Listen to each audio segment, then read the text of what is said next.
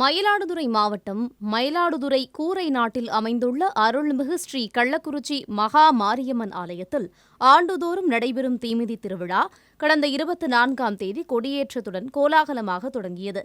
திருவிழாவின் முக்கிய நிகழ்வான அக்னி கப்பரை திருவிழா பக்தி பரவசத்துடன் நடைபெற்றது. ஆலய பூசாரி மோகன் அக்னி கப்பரையை கையில் ஏந்தி ஆலய எல்லைக்குட்பட்ட பகுதிகளில் வீதியுலா வந்தார். அப்போது வீதிகள் தோறும் பக்தர்கள் தங்களது வீடுகளின் முன்பு தீபாராதனை எடுத்து அக்னி கப்பரையை பக்தியுடன் வழிபட்டனர். இதைத் தொடர்ந்து மகாமாரியம்மன் திருத்தேரில் எழுந்தருளி முக்கிய வீதிகள் வழியாக வீதியுலா வந்து பக்தர்களுக்கு அருள் பாலித்தார். மேலும் இளைஞர்களின் உற்சாகமான கோலாட்ட நிகழ்ச்சிகளும் வண்ணமயமான வானவேடிக்கை நிகழ்ச்சியும் பக்தர்களை வெகுவாக கவர்ந்தன.